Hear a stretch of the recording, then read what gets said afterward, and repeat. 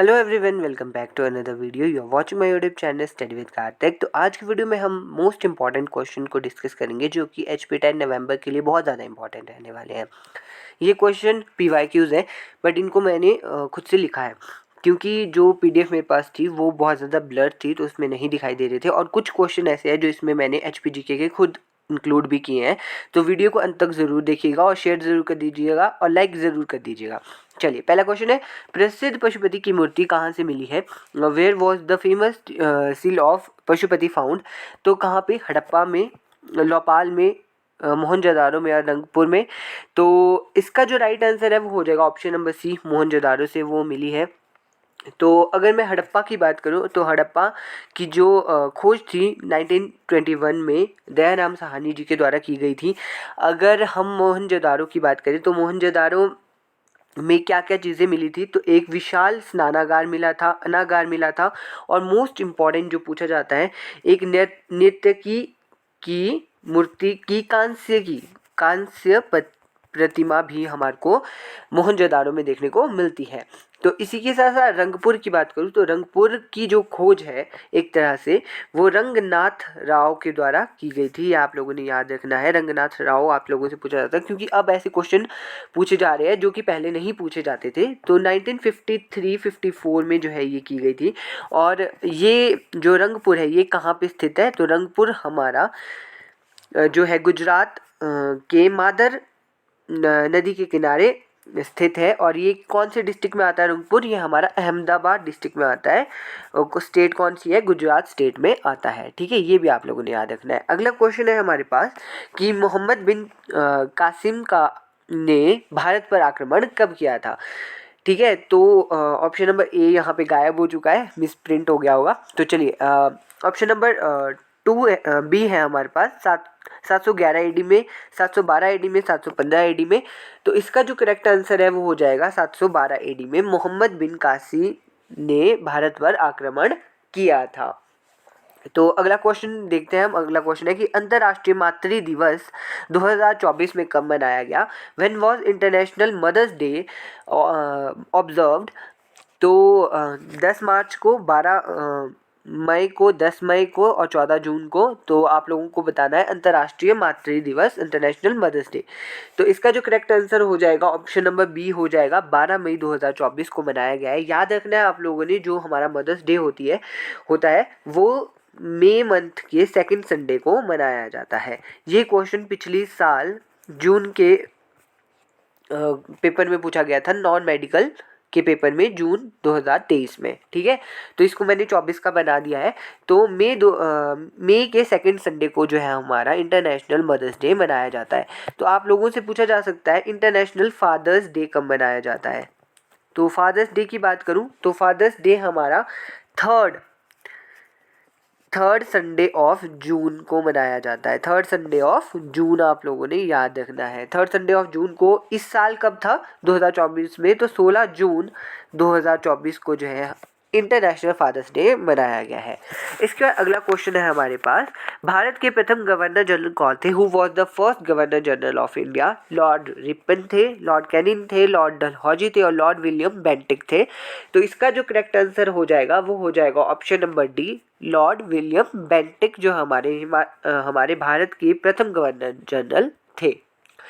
तो इसके बाद तो अगला क्वेश्चन है हमारे पास, निम्नलिखित में से सोने का रेशा किसे कहा जाता है? Which among the following is called gold thread? Gold thread किसे कहते हैं? कॉटन को, जूट को, ब्रास को और सिल्क को।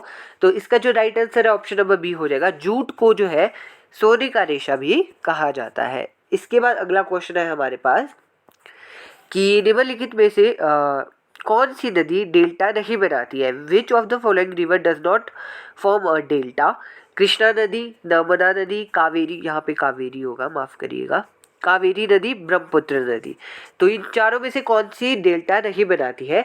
तो इसका जो करेक्ट आंसर है वो हो जाएगा नर्मदा नदी। नर्मदा नदी कोई भी जो है डेल्टा नहीं बनाती है। इसी के साथ साथ हमारे को यहाँ पे ताप्ती नदी भी है, ताप्ती नदी भी डेल्टा नहीं बनाती है। और ये नदियाँ जो है भारत में पश्चिम की ओर बहने वाली सबसे बड़ी नदी है हमारी नर्मदा नदी। ठीक है, ये आप लोगों ने याद रखना है। इसके बाद अगला क्वेश्चन है हमारे पास, भारत में सूती वस्त्रों की राजधानी किसे कहा जाता है? Which city is known as the capital of cotton textile in India? Surat को, मुंबई को, यहाँ कीनी यहाँ को होगा, अहमदाबाद को, कोलकाता को। तो इसका जो करेक्ट आंसर है वो हो जाएगा मुंबई को। मुंबई को सूती वस्त्रों की राजधानी कहा जाता है। अगर यहाँ पे सूरत दिया गया है, सूरत की बात करें तो सूरत को क्या कहा जाता है? इसे सिल्क सिटी के नाम से जाना जाता है या डायमंड सिटी के नाम से भी जाना जाता है। और अगर पूछा जाए कि सूरत किस नदी के किनारे पे स्थित है, तो ये है ताप्ती नदी के किनारे। ये आप लोगों ने याद रखना है। इसके बाद चलते हैं अगले क्वेश्चन पे। देश का सबसे बड़ा प्राकृतिक बंदरगाह कौन सा है? The largest natural harbour of India is Chennai, Visakhapatnam, Kochi और मुंबई। तो इसका जो करेक्ट आंसर हो जाएगा ऑप्शन नंबर डी, मुंबई इसका करेक्ट आंसर हो जाएगा। मुंबई का जवाहरलाल नेहरू बंदरगाह जो है सबसे बड़ा प्राकृतिक बंदरगाह भारत का माना जाता है। इसके बाद अगला क्वेश्चन है, क्षेत्रफल की दृष्टि से सबसे बड़ा राज्य कौन सा है? राजस्थान, मध्य प्रदेश, महाराष्ट्र और उत्तर प्रदेश। तो इसका करेक्ट आंसर जो हो जाएगा वो हो जाएगा राजस्थान, इसका करेक्ट आंसर है। और सेकंड नंबर पे हमको एमपी देखने को मिलता है, थर्ड नंबर पे हमें महाराष्ट्र देखने को मिलता है। इसके बाद अगला क्वेश्चन है, अरब की रानी किसे कहा जाता है? Which city is known as the queen of the Arabic sea? Mumbai को, कोची को, सूरत को, लक्षद्वीप को। तो इसका जो करेक्ट आंसर है वो हो जाएगा कोची। कोची को जो है अरब सागर की रानी भी कहा जाता है। अब कोची को और किस नाम से और जाना जाता था? ये किस लिए प्रसिद्ध था? ये प्रसिद्ध था, मसाला व्यापार का केंद्र इसे जो है पहले के ज़माने में माना जाता था। इसके बाद अगला क्वेश्चन है हमारे पास, संविधान सभा की प्रथम बैठक कब हुई थी? When was the first meeting of constitute assembly held? 9 दिसंबर 1946 को, 11 दिसंबर 1946 को, 9 सितंबर 1946 को और 11 सितंबर 1946 को। तो इसका जो करेक्ट आंसर है ऑप्शन नंबर ए हो जाएगा। 9 नवंबर 1946 को जो है ये प्रथम बैठक हमारे को देखने को मिलती है। और हमारे संविधान को पूरा होने में 2 साल 11 महीने 18 दिन का समय लगता है। और 26 नवंबर 1949 को जो है ये बनकर तैयार हो जाता है। और लागू कब होता है, जो हमारा संविधान लागू कब होता है, ये आप लोगों ने कमेंट सेक्शन में बताना है। इसके बाद अगला क्वेश्चन है, वर्तमान में भारतीय संविधान में कुल कितने भाग हैं? कितने पार्ट हैं हमारे कॉन्स्टिट्यूशन में? 18 पार्ट है, 25 है, 22 है, उपरोक्त में से कोई भी नहीं है। तो एट प्रेजेंट हमारे को देखने को मिलते हैं 25 पार्ट्स। और पहले कितने पार्ट थे? पहले जब हमारा कॉन्स्टिट्यूशन बना था, संविधान बना था, उसमें 22 पार्ट हमारे को देखने को मिलते हैं, लेकिन अब 25 पार्ट हो गए। अब 3 नए पार्ट कौन से जोड़े गए वो भी आप लोगों ने नोट डाउन करना है, याद रखने हैं। 9A जोड़ा गया है जो कि किससे संबंधित है? नगर पालिका से संबंधित है। और इसके बाद 9B जोड़ा गया है जो कि सहकारी समितियों से रिलेटेड है। और उसके बाद 14A जोड़ा गया है जो किससे संबंधित है? न्यायाधिकरण से संबंधित है। ये आप लोगों ने याद रखने हैं। ये 3 पार्ट नए जोड़े गए हैं। तो अब टोटल कितने पार्ट है? 25 पार्ट हमारे को देखने को मिलते हैं। फिर अगला क्वेश्चन है कि राष्ट्रपति राज्यसभा के कितने सदस्यों को मनोनीत करता है? How many members are nominated by president to Rajya Sabha?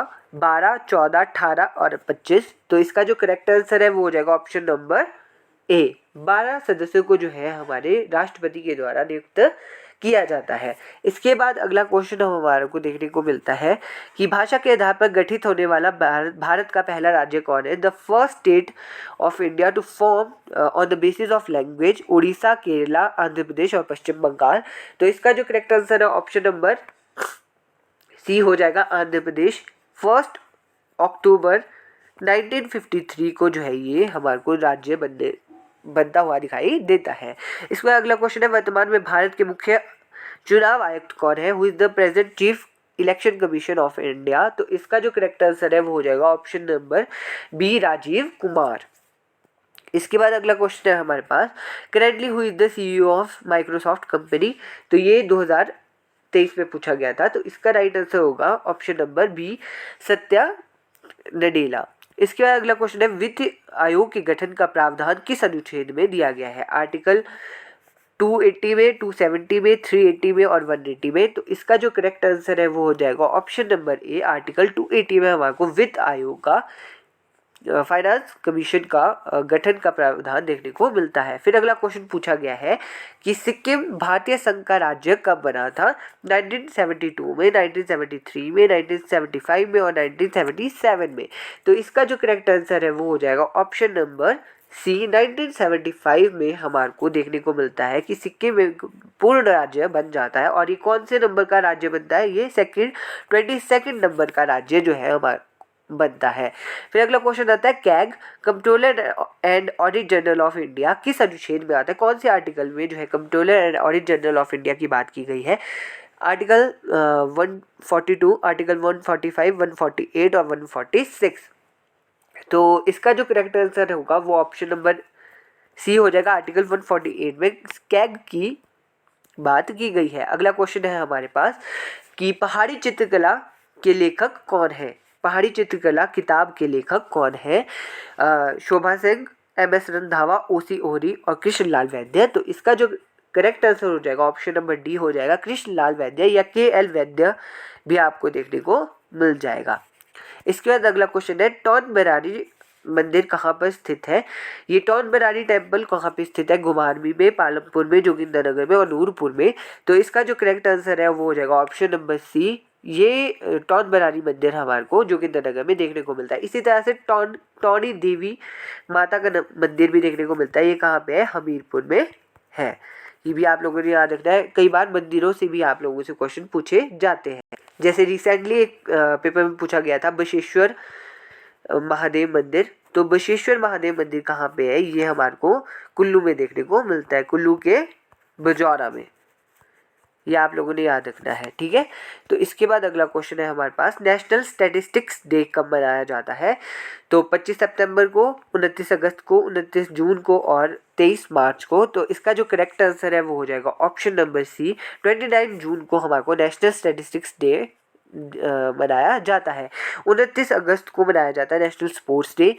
23 मार्च को क्या मनाया जाता है ये आप लोगों ने कमेंट सेक्शन में बताना है। इसके बाद अगला क्वेश्चन है संगीत नाटक अकेडमी पुरस्कार किसे प्रदान किया गया है? भवानी सिंह को, नंदलाल को, कृष्णलाल सहगल जी को और सोमदत्त बट्टू जी को। तो इसका करेक्ट आंसर हो जाएगा option number C, Krishnalal Sehgal ji को संगीत नाटक अकेडमी पुरस्कार प्रदान किया गया है। तो यहाँ पे श्री सोमदत्त बट्टू जी दिया गया है। अपनी करंट अफेयर की वीडियो में मैंने आप लोगों को बताया था कि सोमदत्त बट्टू जी जो है इन्हें पद्म श्री दिया गया है संगीत के क्षेत्र में। इसके अगला क्वेश्चन है सन 1948 में हिमाचल की साक्षरता दर कितनी थी? 17% थी, 9% थी, 7% थी और 27% थी। तो इसका जो करेक्ट आंसर है वो हो जाएगा ऑप्शन नंबर सी, 7% जो है साक्षरता दर थी 1948 में।